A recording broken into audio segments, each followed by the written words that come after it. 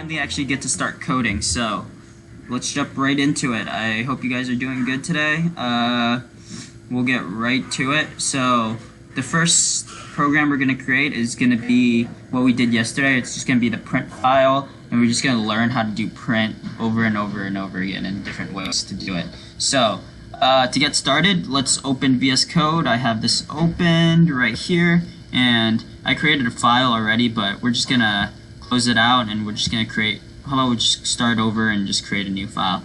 So remember, if you want to create a new file or a new folder where you create your Python, we'll go through that again. If you know how to do it already, or you already have a file open, go for it. But for those of you who missed yesterday's video, I advise you to check it out. If you don't want to, we'll just start from here then. So open your folder. I put mine in my documents file. You could put it anywhere. So documents, I created a folder called Python, and this is my first exercise. Remember, if you want to create a folder, just left click, click new, and then click folder, and it should pop up, name that folder something. In my case, I already have this folder. We're going to call it first exercise. You click on it, you select your folder, and then Visual Studio Code should open it up right here in this first tab right here, and it's going to be an empty file at first. So if you want to add a file to it, then you just click up here, right here next to first exercise. It's going to say new file. If you want to hover over it, if you forget which one it is, just click new file. We're just going to say, you can call this whatever you'd like. I called it first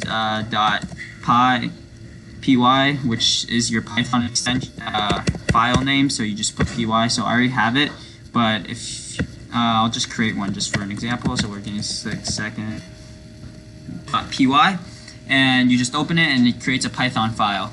So let's get started. So what do we want to do first is we're going to run print. So we're just going to type a whole bunch of print statements. So print, we're going to do, don't forget your parentheses, and then you can say hello world. Obviously that was what we did yesterday, pretty simple. We can also do print hello again. I'm copying off the book if you guys don't really care. It's just a whole bunch of words that I can type. Just some random words, so I don't like blank on words to type. But yeah, we're gonna do I like typing this. That's a false statement. This is boring, but remember, it doesn't matter. We can get through this. Okay? It might seem boring at first. It might seem real simple. You might seem bored already, but hang on. I'm telling you, tomorrow there's gonna get a little bit more complicated, and then it's just gonna get progressively harder and harder. But you know, I have a little bit experience typing print statements, obviously, but you know, not too much. So it's not like I'm like way ahead of any of you guys watching that have no idea what you're doing right now. But print statements, it's pretty easy. It's just so here's just the first few different things to type, and then when we click run, you can start debugging.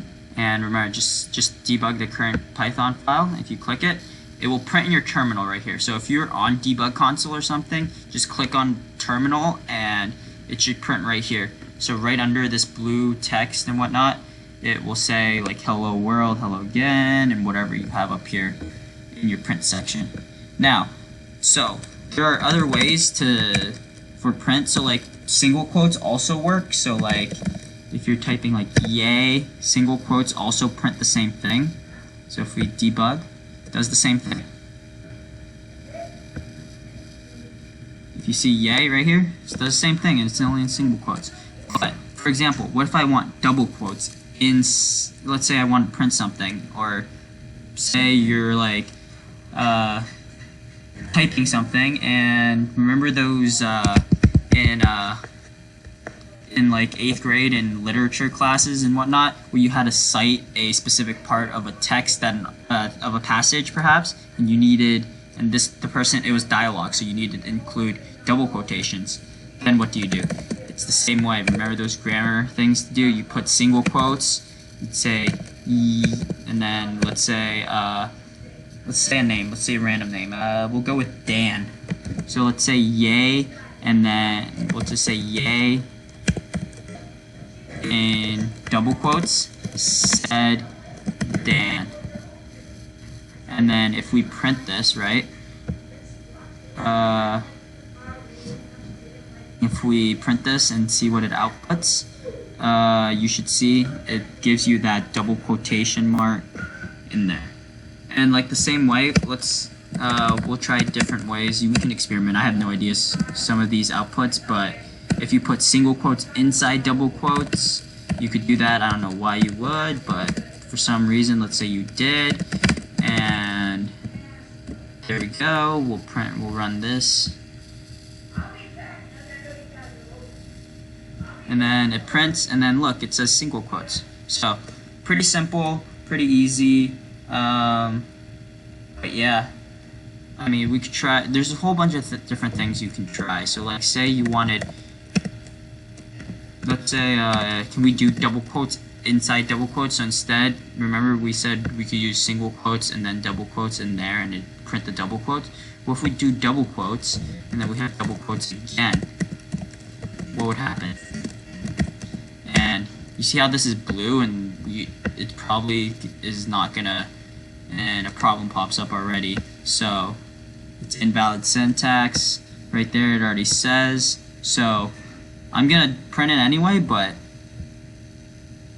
don't be surprised if there's an error, and there is. So it tells you right here that it says yay, and it tells you right there there's an invalid syntax, and you can see that double quotes inside double quotes do not work. Now, what if we do single quotes inside single quotes? We'll give that a try. Give that a go, because why not, right? We're here to explore, to learn, and so we'll do yay. I'm sorry if your name is Dan, but I'm using you as an example, I guess. And as you see right here, we're gonna get the same error right here, an invalid syntax error, because you can't use double quotes inside double quotes, and you can't use single quotes inside single quotes. Okay, so yeah, there's the first section. It's pretty simple, real quick, and not too bad at all. So we've learned about the print function. It's super, so you can use single and double quotes. But yeah, we're gonna move on.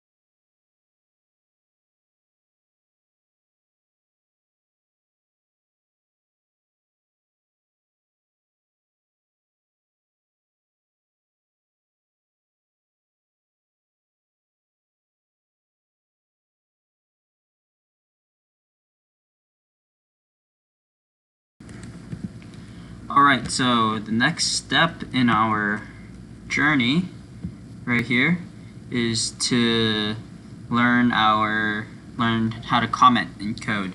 So leaving comments is a crucial part of coding, because you can leave yourself notes about what the line is about if you forget, perhaps, or maybe it's just a way to leave somewhat like yourself a note in the future, perhaps when you come back to your code and you try to edit it, and it tells you exactly what that part of the code does. So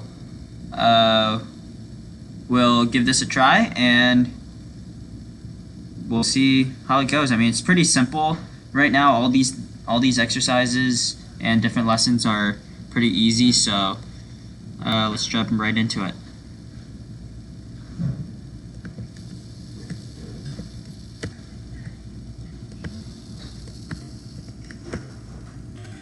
Okie doke. So we'll jump into Visual Studio Code again, and let's just practice using. So this is mainly using the pound sign and or the hashtag sign, you could call it, in code. So in Python, sometimes in other code you can use double backslashes, but for Python's case you use a hashtag, and then you can just start writing comments, and it will generate anything after the hashtag or pound sign into a comment. So the comments, what happens with a comment is it's just there and it doesn't run. So when the code runs, the comment doesn't show up in your code or in the program that you're trying to run. So if you say a comment, this is so you can read your program later.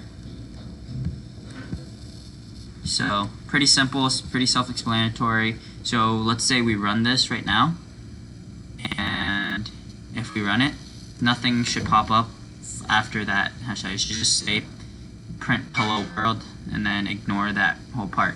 See, so if it doesn't show up right here in your terminal right here, nothing pops up. So we'll try this like like if there wasn't something would print right here, but it doesn't. So we'll give it a try.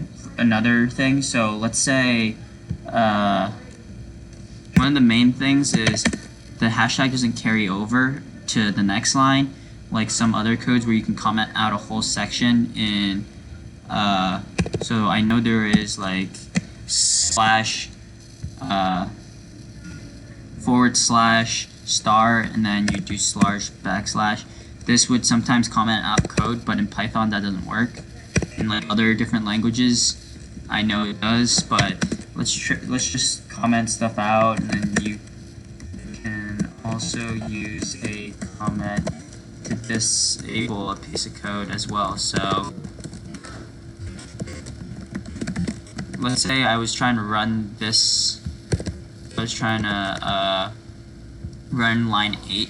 Let's say I was trying to run all this code, but then I realized I don't want to run line 8. I don't want that to print or something because there's an error, or I just don't want it to print this time around. You just click the pound sign. There doesn't even need to be a space. Sometimes you just put space just for formatting reasons, just so it looks nicer and cleaner. But again, you just click run, click the Python file, and down here it should just got rid of that twinkle little star. Let's just ignore this survey for now. No, thank you. Okay. But yeah, this is pretty easy. Pretty simple. We're just trying to combine these two things, and yeah, leaving code. But like, say if you try to leave it inside the print file, right? Let's just try different things. If you come up with an idea that I haven't mentioned, just put in your code, see what happens. So yeah, if you put there, it's still green, so I'm guessing it's gonna print this whole line with the hashtag in it, so there isn't like that conflicting error where there's code inside code. So yeah, it just prints that pound sign. But let's say we put that like print. What if we do that? I'm guessing there's gonna be an error this time around because we just put a hashtag so it's not gonna print anything because everything turned blue on the bottom. So if we look at our error thing, it'll tell you like the different errors you have. So like it should tell you run name no wheels debugger.